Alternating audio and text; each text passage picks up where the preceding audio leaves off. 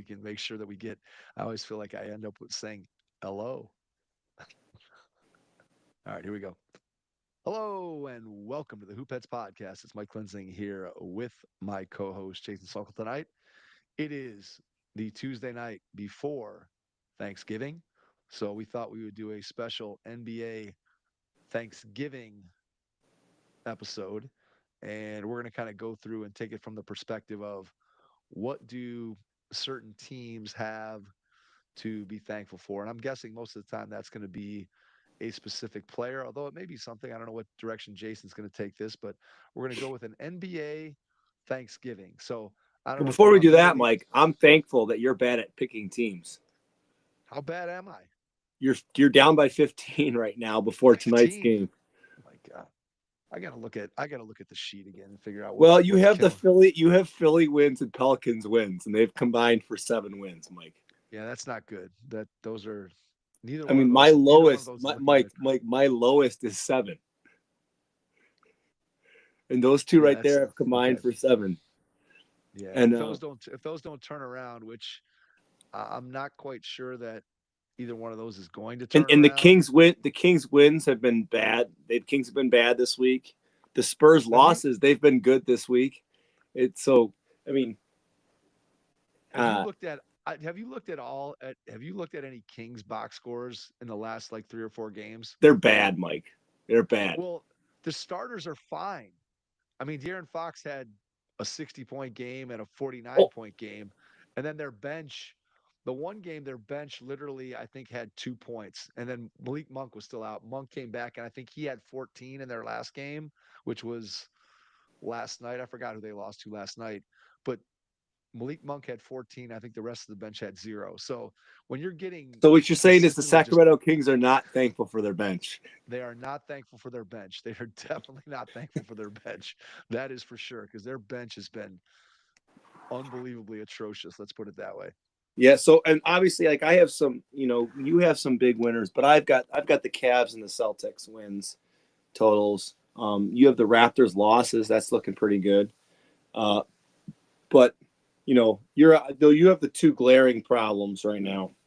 Yeah, neither one of Um, those. The Pelicans and Philly, I'm not sure how either one of those turn around in any meaningful way because there's a myriad of problems with both of those teams, and well, I'm there not I'm was not sure what either one of them have to be there was thankful a for at this there's an point. interesting there was a Mike. This is I don't want to go too far into this one, but I saw someone some odds makers, some bet odds makers said that it was more likely that P Diddy was going to get acquitted on all charges than Embiid was going to be to win the MVP. So that was I would say they're both probably pretty unlikely at this point. I think Embiid's MVP days have sailed. I'm pretty I mean, there's no confident way that he's playing that many games. He's not playing enough games. well, he's not playing enough games this year, and I'm pretty sure that his MVP boat has sailed way out of the harbor, and he will not be sniffing another MVP at any point in his career. I feel pretty confident in saying he's going to be a one-time NBA MVP. I feel pretty good about that one. All right. I'm gonna take this. I'm gonna take the thankful thing. We're gonna start that. We're totally doing this like we didn't talk beforehand. We don't know what anyone's gonna say, but I'm totally going to go on the predictable route. I'm going to start Okay. with the predictable route. The Cavs are thankful that Kenny Atkinson turned down the Charlotte Hornets job last year after originally agreeing to doing it and going back to Golden State and now becoming the Cleveland Cavaliers head coach. The team continues to play well. Obviously, they only had 2 games since the Boston game last week. So they've only had 2 games, and they've won both of those. I know you attended one of those games. It I was not did. the Very, it was not the very sloppy. prettiest. And I went on Wednesday. I attended the one, and you attended the other one. And Wednesday was a comedy of errors because literally the Pelicans signed Alfred Payton and he played and started for that matter. And considering he hadn't had any NBA run in 2 years, he didn't look god awful.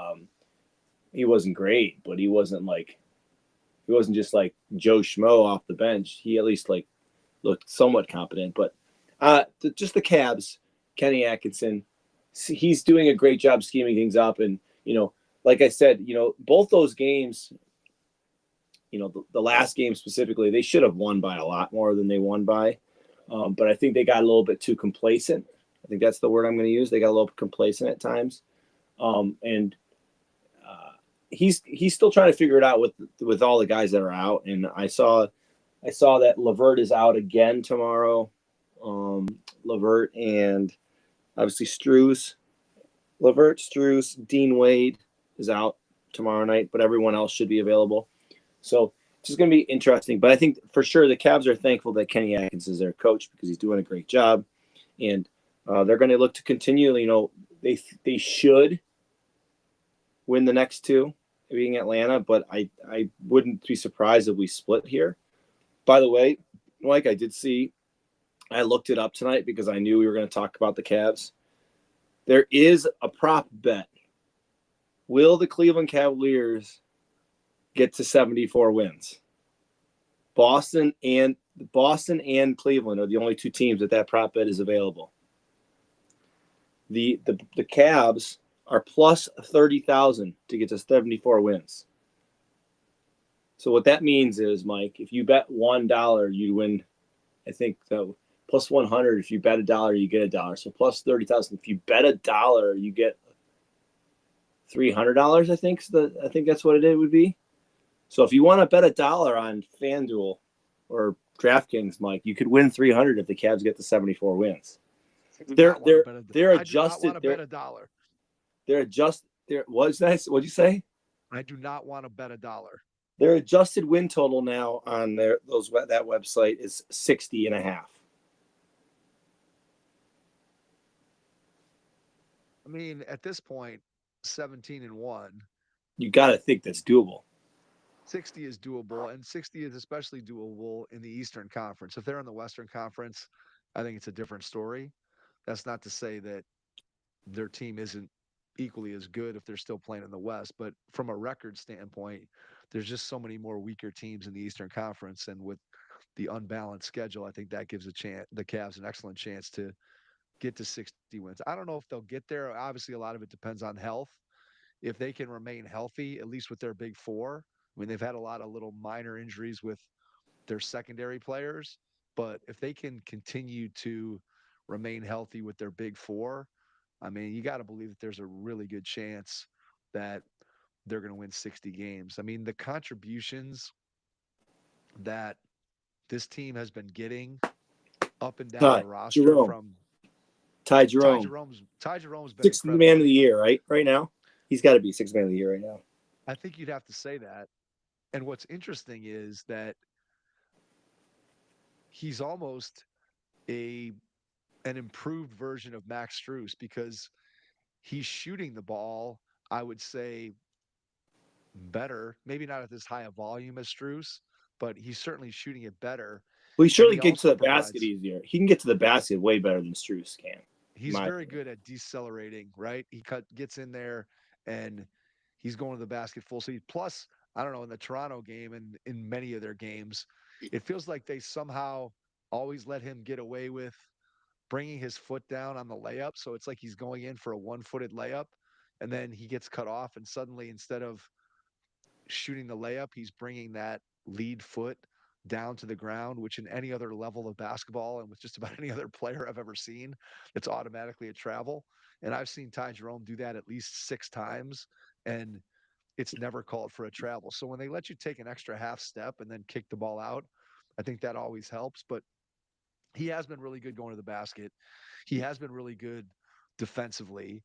And if he can continue to play even remotely close to the level that he's playing at right now, he becomes a very, very important piece for them because at his size and what he can potentially bring to the backcourt in the playoffs, one of the things that I've continuously said that I'm concerned about, not that you want to have Garland or Mitchell off the floor for any serious length of time, but the fact that now maybe you have two guys that you can put in that spot, depending on who is shooting well between him and Strus when it comes to playoff time, it gives you a lot more flexibility without question. I think to this point, going back to what you're thankful for the Cavs, Kenny Atkinson obviously has been pushing the right buttons with this team. I mean, there's no way that any of us saw Ty Jerome coming. I don't think we even talked about Ty Jerome when we previewed the Cleveland Cavaliers. And for him to have done what he's doing to this point, it's borderline miraculous. I mean, these are the kind of things that you need to have happen if you're going to win an NBA championship. And I'm not suggesting that the Cavs are going to win the title this year, but guys like Ty Jerome who come out of nowhere or are minimum signings or are late first round picks or second round picks that end up being contributors to your roster, those are the guys that play a big role in pushing a good team over the top. Every championship team needs guys like Ty Jerome. And if we continue to get this version of him, it's going to make a big difference moving forward throughout the regular season and I think into the playoffs as well. It's going to be a big difference, but it's going to be hard, Mike, for us to sign him next year. I don't know, because he only had a 2-year deal, and then last year obviously he didn't play at all. I don't know what that looks like. Can Donovan Mitchell defer part of his salary, being that they played together in AAU? Like, I don't know. I mean, because someone's going to pay him next year at the current rate. So. You would think so. You would think so. Look, the Cavs have, and here's the thing with Kenny Atkinson, the Cavs now. I know we've had injuries, and you just laid those out a second ago. But I mean, the Pelicans game, Mike. The Pelicans game. I know the Pelicans were sitting 8 of their top 9 scorers, or eight of their top 9 scorers. We were sitting 3 of our top 5 in that game, and I know they were. And Jalen Tyson gets the start. Kudos to the coaching staff for talking him into doing that. By the way, I don't know if you saw that, right? You saw that Atkinson said that. Give it some credit to my assistants who talked me into it. A guy who's not even in the rotation starting, and then he almost had a triple-double. Yeah, pretty impressive stuff, Mike. If you look at just up and down the roster of guys that in certain moments can play in a rotation, I don't know if Jalen Tyson is quite there yet, but we talked about it last week. I think Craig Porter, if Craig Porter's in the game, I feel totally fine with him on the floor. I feel totally fine, obviously, with Ty Jerome on the floor. I feel totally fine with Sam Merrill on the floor. I feel totally fine with Okoro on the floor, with Dean Wade on the floor, with Karis LeVert on the floor. Georges Niang, sometimes I don't always feel all right. He's way better this year, though. Way better. Year. And he's one of those guys that if he was on another team, you'd be like, man, I hate that guy. Hey, but Mike, can I tell you? Let me tell you.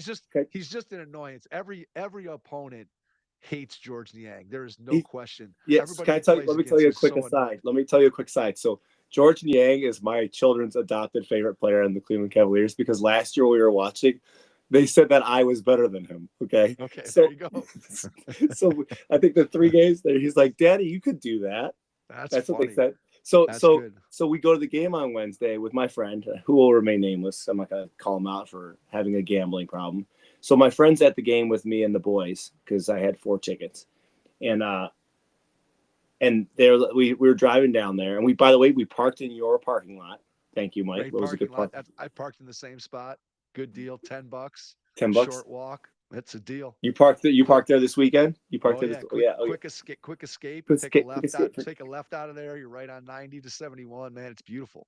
Yeah. Anyways, so we're walking in the Cavs team shop, and they're like, "Oh, there's a Georges Niang jersey," and my buddy goes, "Oh, you guys are big Niang fans." And I'm like, "Yeah, if you want to bet any money on him tonight, my kids love him." So he looks at the over under and he sees it's 10.5. And it's like, okay, I'm going to do an adjusted line for 12.5 and 3 threes made. Well, and he put like $5 on it and won like $45 because he of course hit 20 and had like 6 threes in that game.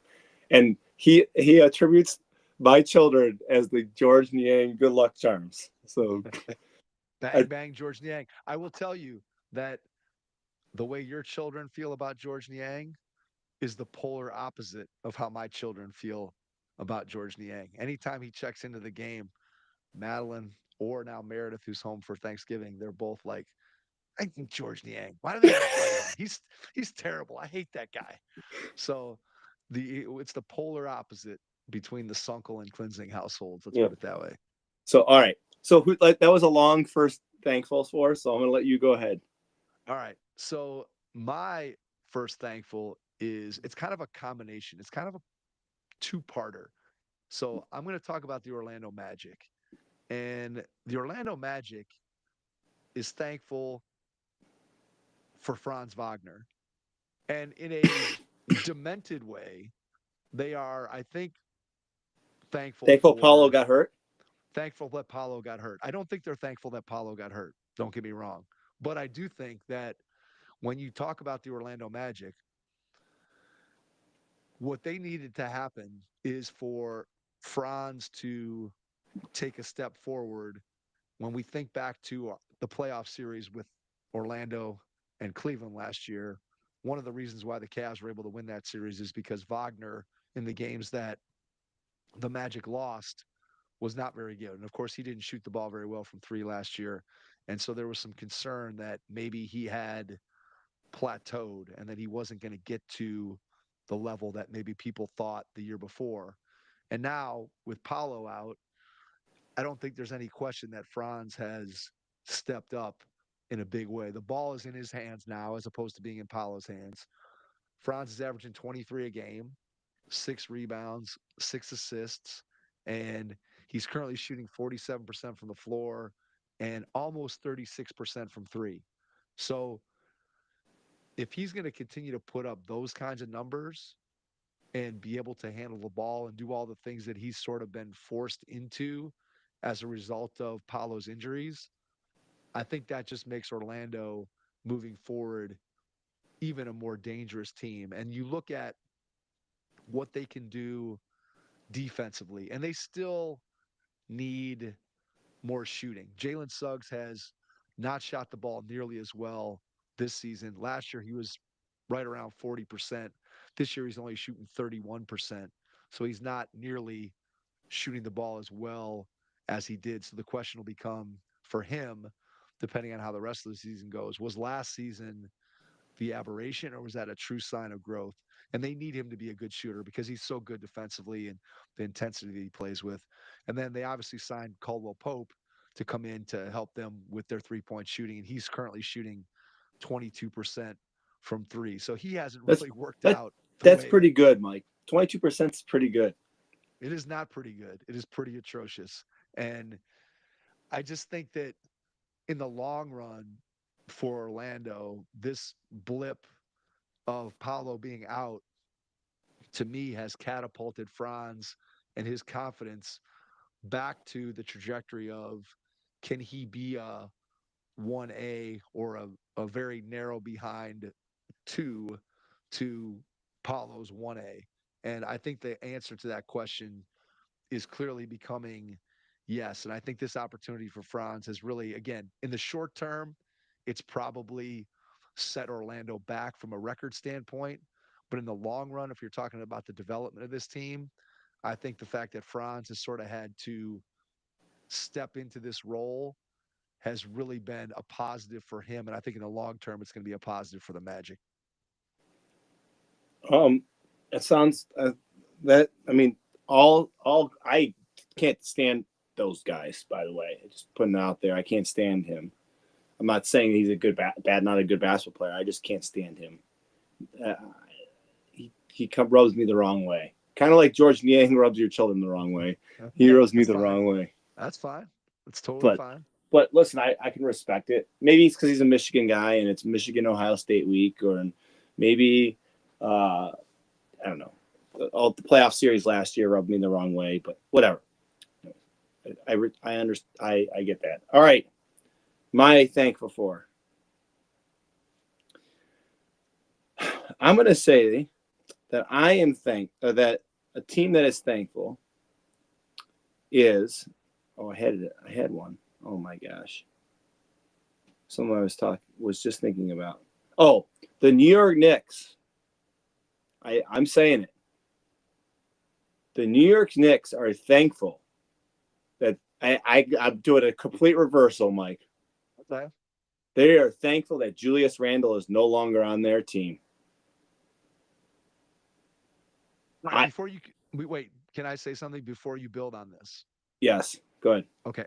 So this was actually the next team that I was going to go to. And my comment was going to start out with that I'm not sure that this is necessarily a Thanksgiving situation. I was going to call it more of a Halloween situation, a trick or treat. Because if you remember, I think it was probably 3 weeks ago that I said that the New York Knicks and their fans would be very, very sad that they had traded for one Karl Anthony Towns and that was going to be subtraction by addition for the Knicks. And Karl Anthony Towns is averaging 26 and 13, and he's shooting the lights out at 54% from the floor and 47% from three. So right now, I would say we are in the treat phase of my Halloween trick or treat as opposed to the trick phase, which I think comes in the playoffs. So I'll let you expound on the Julius Randle piece, but So I just wanted to get that in. so everything that I've seen, and it hasn't been a lot because I'll be completely honest with you, I haven't watched too much NBA basketball that hasn't involved the Cleveland Cavaliers just because of time.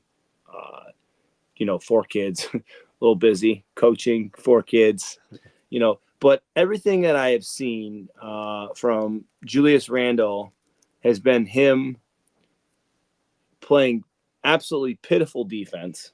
Okay. And yes, he's averaging, according to this, he's averaging 21.8 points per game. He's shooting 50% from the field. He's shooting 35% from behind the arc. He's averaging 6.5 rebounds, 4 assists, not quite a steal, and not quite a block. But everything is just pointing to he is not performing at a great level.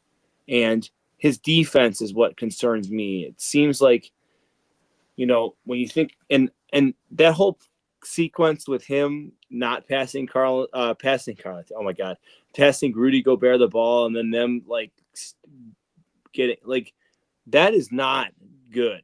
Like that, I don't care about whether it's a basketball play or what, but there is something off with the chemistry of the Minnesota Timberwolves, and I don't know quite what it is because you think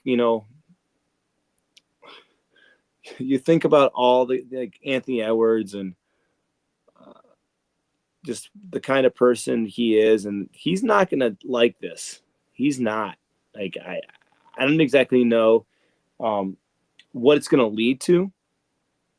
It's not going to lead to a disgruntled Anthony Edwards yet, but it is concerning to me, and it should be concerning to any Minnesota Timberwolves fan that Julius Randle just does not seem to be a good fit with the rest of the team.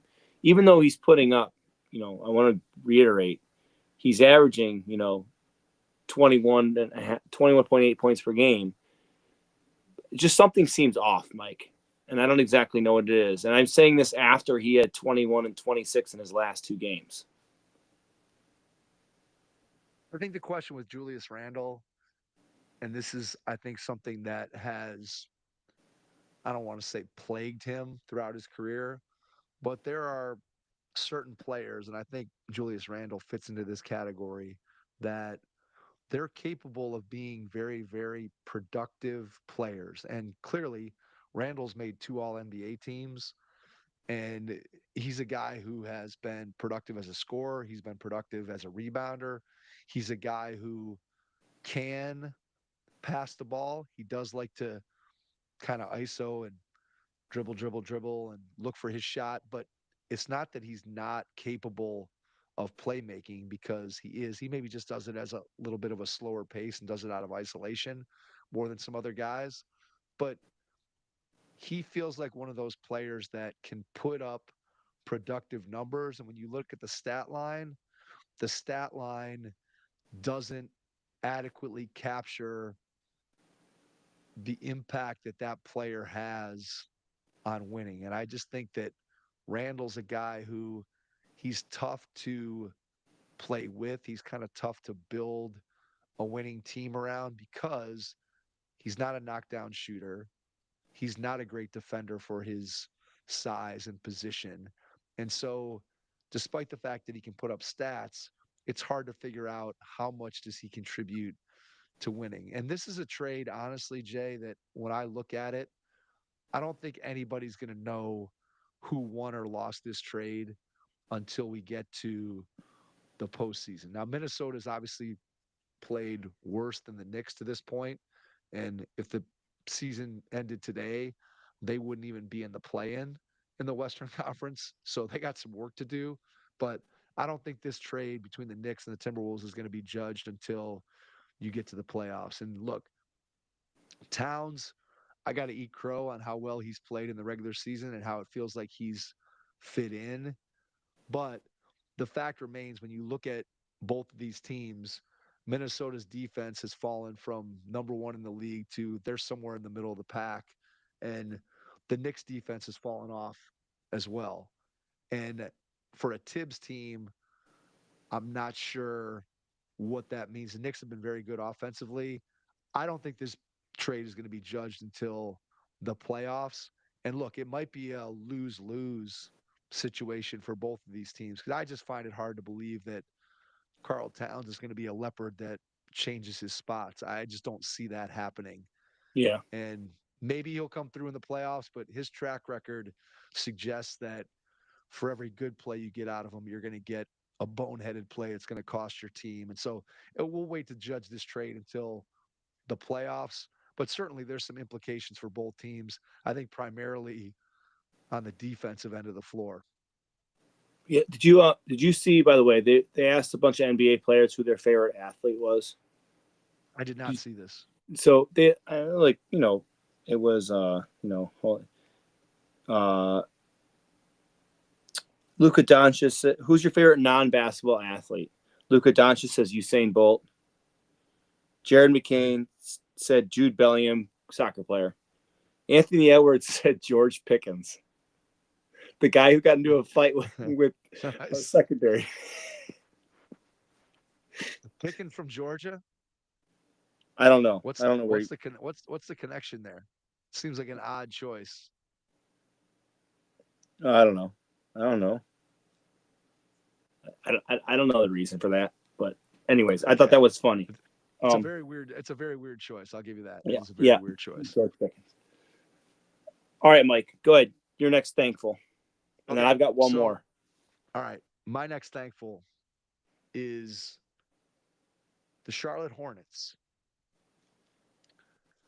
The Charlotte Hornets, for a long, long, long, long time, the most exciting thing about that franchise was the fact that Michael Jordan was the owner. That Jordan owned it. And to be honest, that really wasn't very exciting because as good of a player as Michael Jordan was, he was not very good as an owner. And I would say if I was a fan right now of the Charlotte Hornets, I could be excited by the fact that I have LaMelo Ball and I have Brandon Miller on my team. And Mike, I saw this tweet tonight that said LaMelo Ball looks like he plays with his AirPods in. That is a good point, which is the counterpoint that I'm going to make right now to my own statement. I'm going to qualify this and put a caveat on it. I'm still not 100% convinced, and this goes to what you just said. I'm still not 100% convinced that LaMelo Ball is a winning basketball player for whatever reason. And this is more of a feel, more of a eye test, more of me looking at it than anything I can point to statistically. Because statistically, when you look at what LaMelo is doing, he's currently averaging 31 a game, 5 rebounds, 7 assists. He is shooting only 44% from the floor and 35% from three, but he's taking 12 and a half threes per game. But how many of them are that he's square to the basket, Mike? Do you think? Not many. Not one. Many. He likes to take a lot of crazy shots. But here's what I'll say. LaMelo Ball is 6'8". LaMelo Ball can handle the ball. LaMelo Ball can pass. LaMelo Ball can shoot. The question becomes, can LaMelo himself, can a coach, can a situation, if they ever get to the point where Charlotte is ready to compete and has a better roster, can LaMelo put his talent within a winning environment and impact his team in a positive way? I don't know the answer to that question yet, but I know after watching these first 17 games that LaMelo Ball has the ability and talent to be a top tier player in the NBA. Now, does that mean he could be the best player on a championship team? I'm not sure I'm going to go there because, again, you got to play both ends of the floor. And LaMelo spends a lot of time on defense, gambling and getting himself out of position. But I know he has talent, and the talent level that he has would allow him to be one of the two best players on a championship team if he bears down on some of the things that are weaknesses right now. And then the second guy, Brandon Miller, who we talked about in the offseason, and I said that I'd probably reorient my team around Brandon Miller just because of all of LaMelo's injuries and all the concerns that I just laid out a second ago. LaMelo's been far better than any of us would have thought. I mean, if you had told me LaMelo's going to average 31, 6, and 7, I would have told you were crazy. And so he's been phenomenal. But Brandon Miller has been maybe not as spectacular of a player, but I feel like Brandon Miller is a guy who I know what he is. And I feel like what he does translates to winning. He's averaging 20 a game. He's averaging 5 rebounds, almost 4 assists, which is a big improvement over where he was as a playmaker as a rookie. He's still not shooting the ball tremendously well. He's only 41% from the floor, but he's at 37% from three. But lately, over the last 2 weeks, those two guys have had big numbers. They both had 35 plus in one game, which I think was the first time that had ever happened in Hornets history. And I just think if you're Charlotte, you have to look at those two guys and say, for the first time in a long time, we have two young potential all-stars, two building blocks that we can look to the future and say, if we can put the right team around these guys, there's finally some light on the horizon. And those two guys are both in their own way, very exciting players in terms of LaMelo's style, and Brandon Miller's the guy that is a high flyer and can get up and down the floor. So they can play an exciting brand of basketball. The question becomes, can they, as they age, and can this roster eventually catch up with them so that these two guys can be taken advantage of and the Hornets can start to build a winning team? That remains to be seen. But I think they have two exciting talents in Charlotte. So I would be thankful for that if I was a Hornets fan. All right. I've got one more, Mike. All right. The San Antonio Spurs Okay. are thankful for Victor Wembanyama, which goes really without saying. But let me read his stat lines, including tonight's game, of his last 6 games. Okay. Tonight, he was 34.7 rebounds, 3 blocks.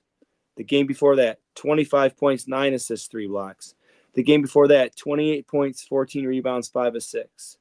The game before that, 50 points, 6 rebounds, 3 blocks. The game before that, 34 points, 14 rebounds, 3 blocks. The game before that, 24 points, 16 rebounds, 7 blocks.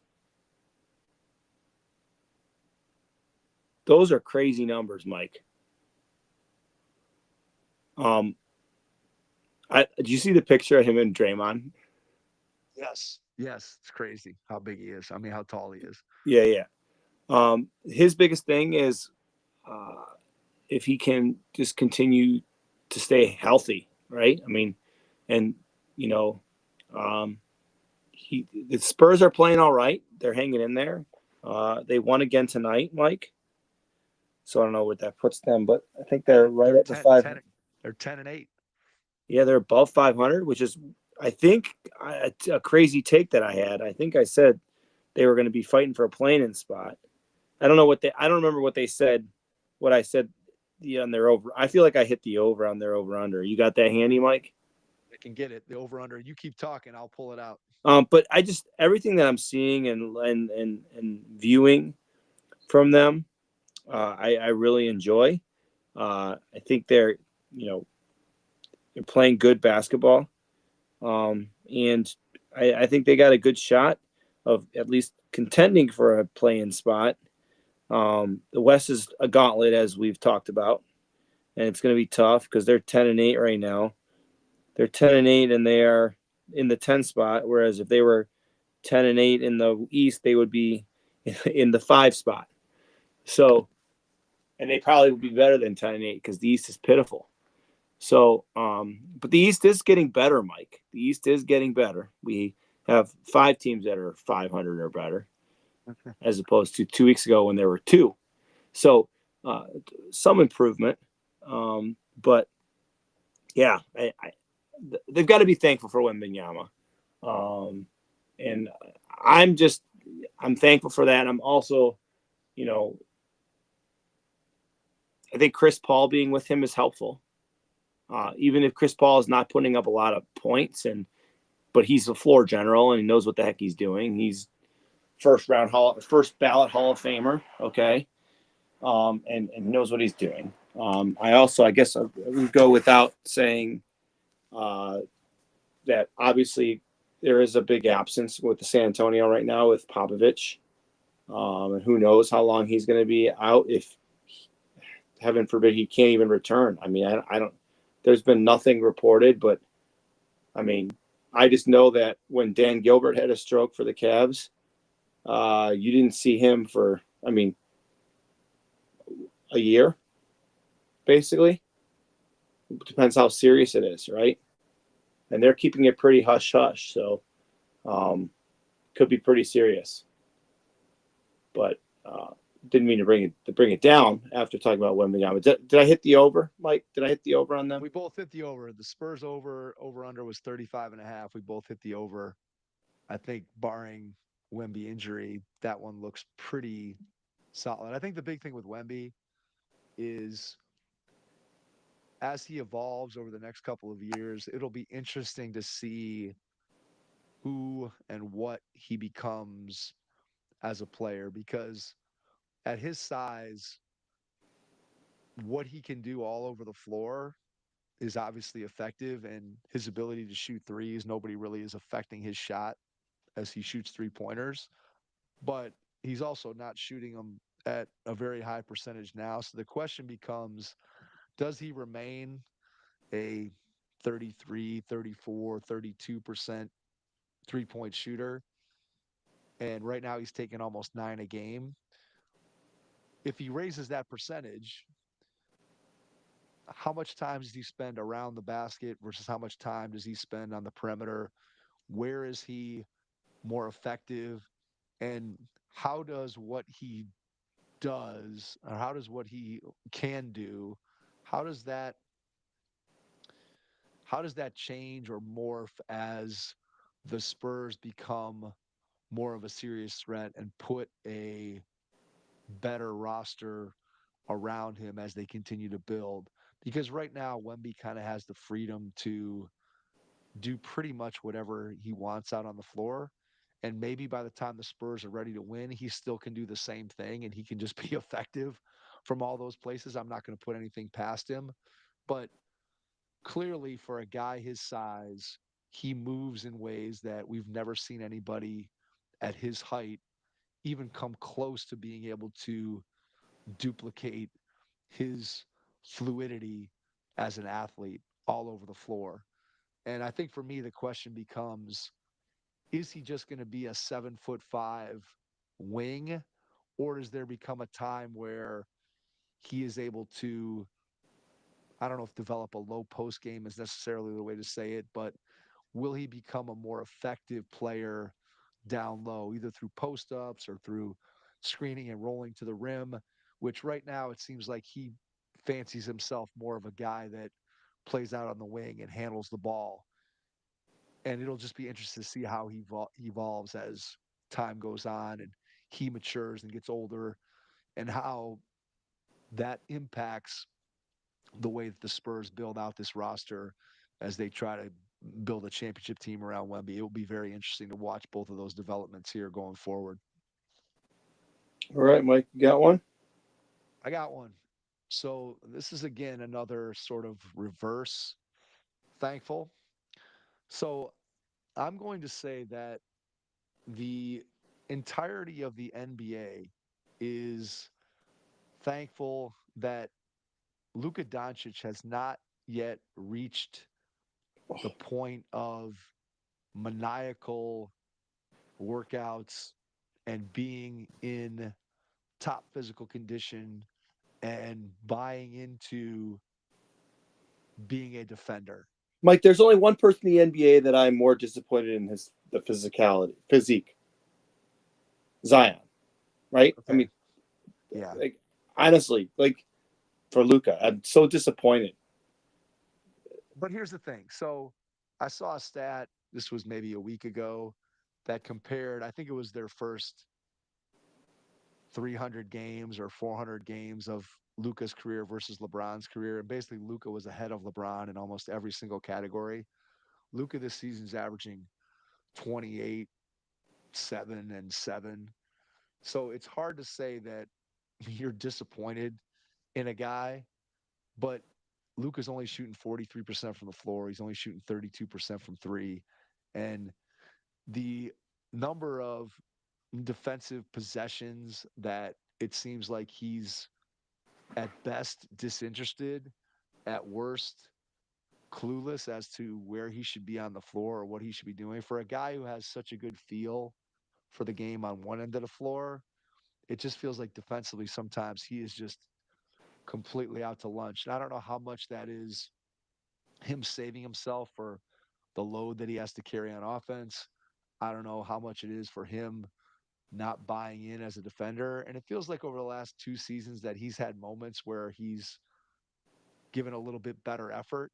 But if you think back to last season's NBA Finals, the Mavericks had to figure out ways to be able to hide Luka because the Celtics were trying to involve him in every single defensive possession for the Mavs.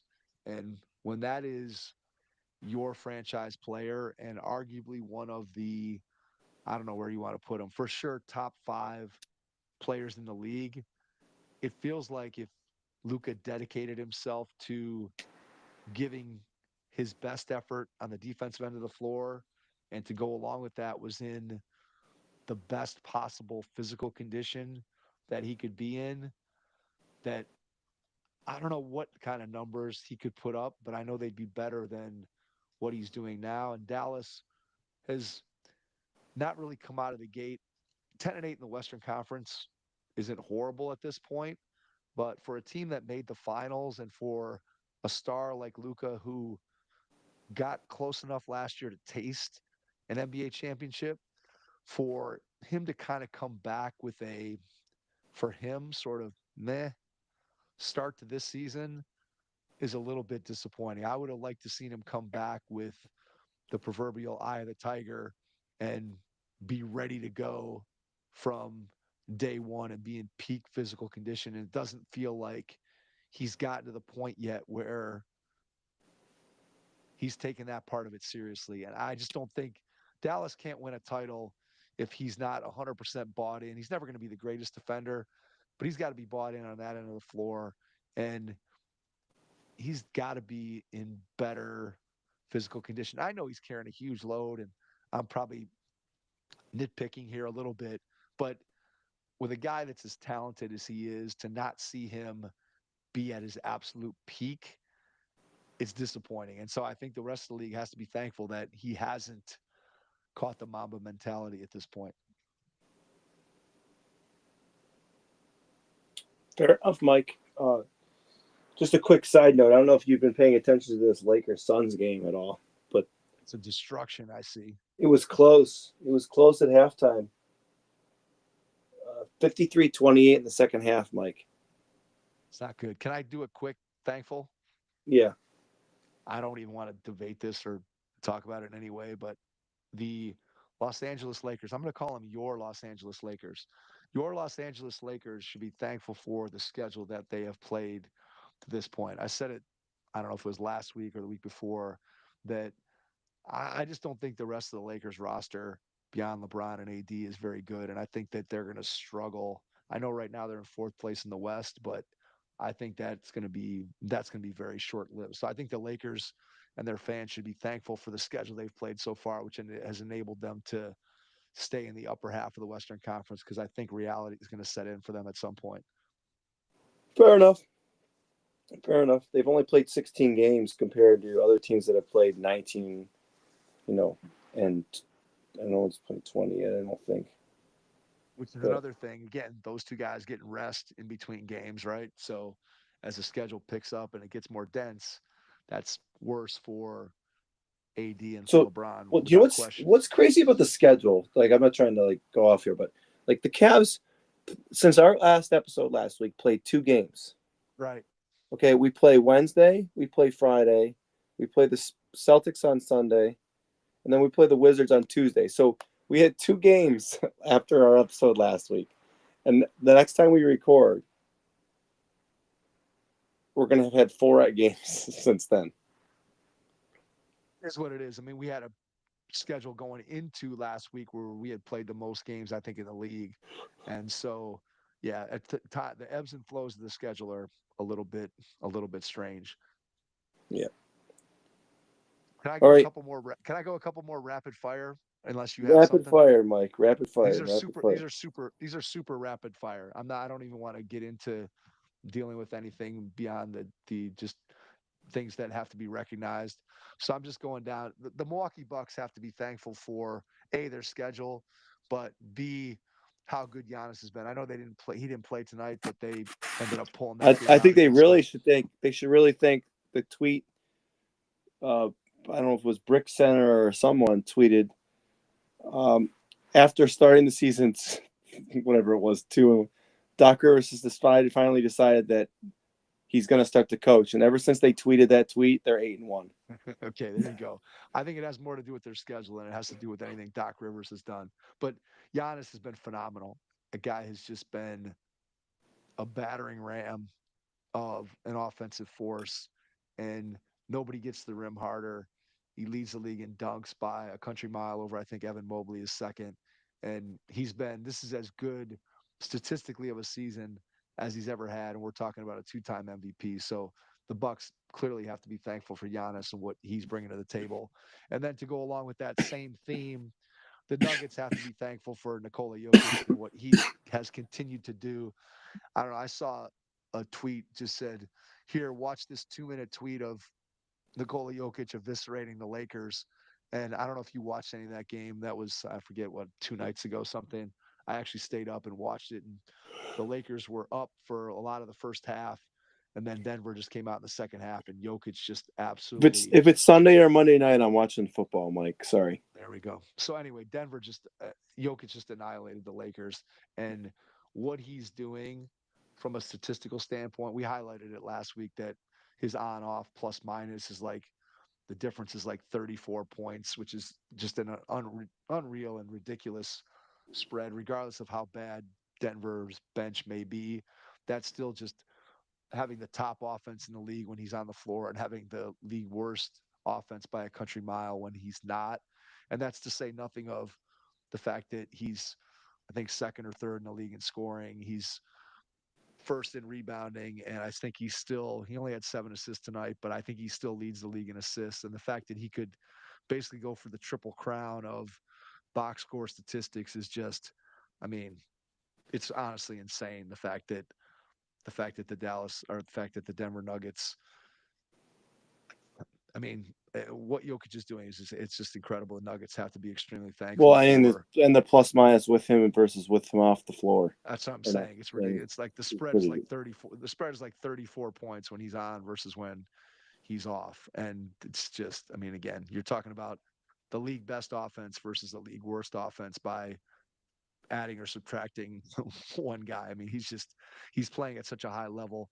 And at this point, despite the fact that as good as Giannis has been and as good as the Celtics have been and as good as whatever anybody else you want to throw out there for MVP, Uh, I mean, it's clearly at this point at the 20% mark of the season, Jokic is going to run away with the MVP if it continues to go in this direction. Obviously, it's a long season and things could change, but I mean, he's just been phenomenal. And then I'm going to throw one last thing, a guy you mentioned earlier. This will be my last one, and it's sort of a tongue in cheek, but did you know that Zion Williamson's contract is not guaranteed after this season, and there's a chance that the Pelicans could just cut bait on Zion, which will be, They I don't think they will, but it's an interesting debate. they should. As I think, look, I go back and forth with it, right? I mean, obviously, healthy Zion, we've said it numerous times, is a force of nature. But at some point, he's been there for, I don't know, what's he in his fifth year, sixth year? And you just can't depend on the guy. He plays 70, whatever, 4 games last year.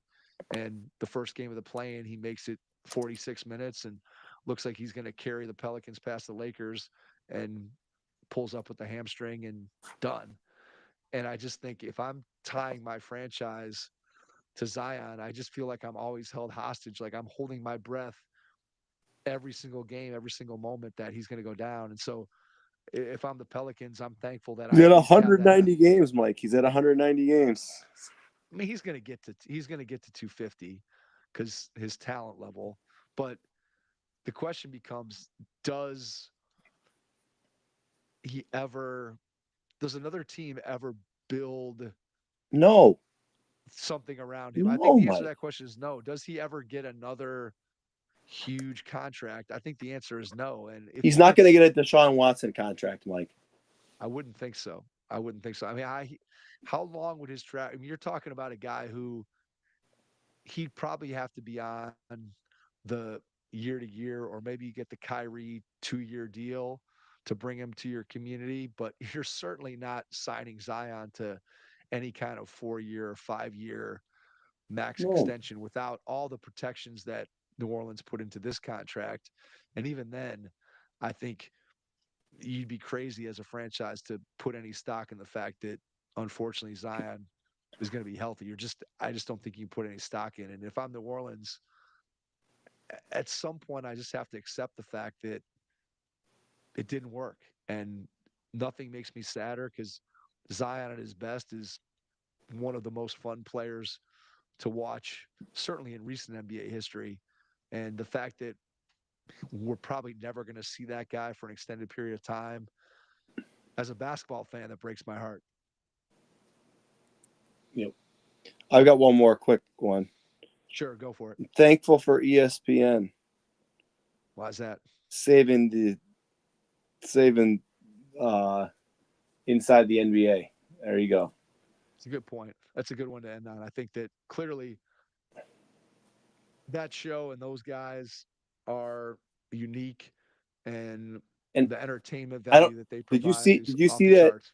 Did you? I don't know the reasons, but Kenny Smith wasn't on, and you saw. Did you see who was in his place tonight? I did not see it. I only watched the end of the Bucks Heat game, and then Jalen Rose, baby. Jalen Rose. We're already starting to take these ESPN guys and throw them in the spot. I mean, I don't think it was. It was just happenstance. It probably was planned before it was announced or anything. But and I mean, is Jalen Rose even still hired, employed by ESPN? I don't think so. I mean, I don't know what his if he But is. I but doubt it, I doubt but, he's a behind the scenes guy.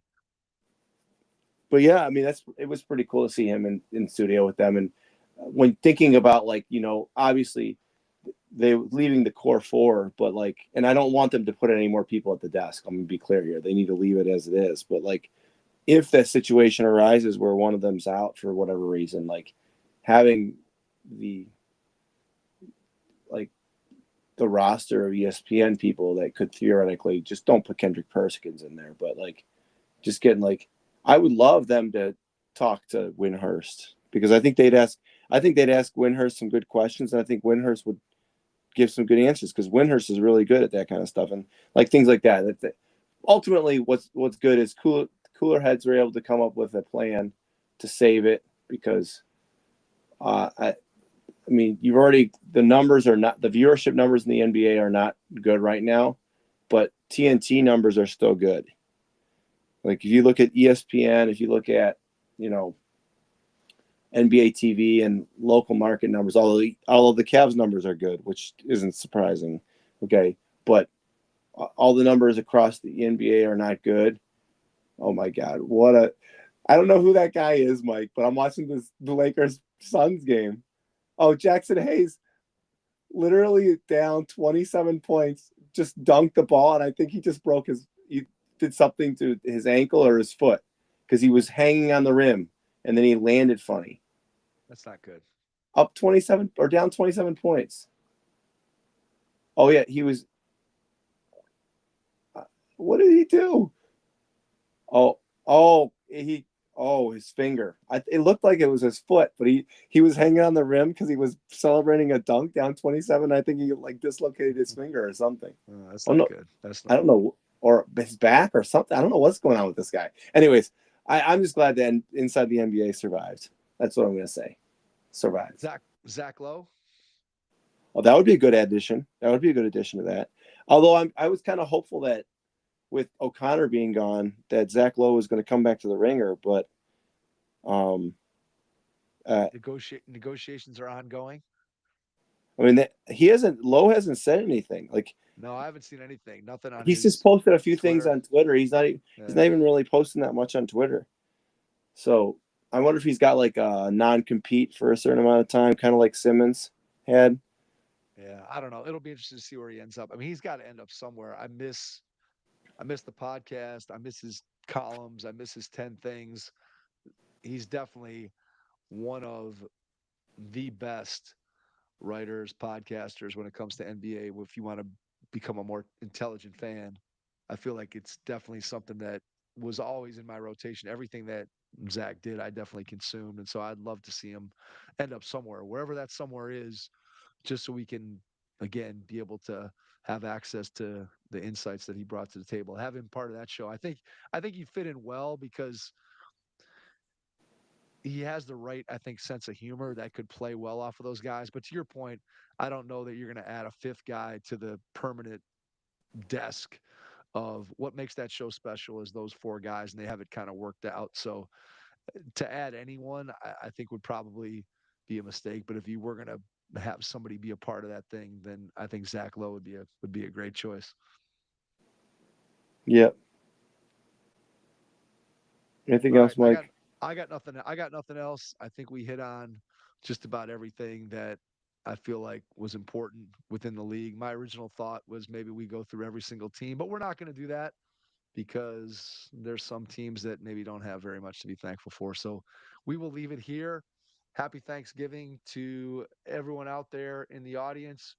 We really appreciate you and are thankful for you listening to the Hoopheads podcast, both our NBA episodes, our regular interview episodes, and just again being a part of Hoopheads Nation. So happy Thanksgiving to everyone out there, and we will catch you on our next episode. Thanks. All right. Good work, man. Good work. Did you guys play the? Did you guys play this? Bless you. Did you guys play this week? Balls. They Yeah. play Saturday. They're playing in the classic thing. Oh, the at BW. Yeah, yeah, yeah. Okay. Yeah, we were supposed to play in that, but we were supposed to play Magnificat, but I think Kennedy Neal's on vacation, so she's out of town, so they had to cancel the game. Is what I was told.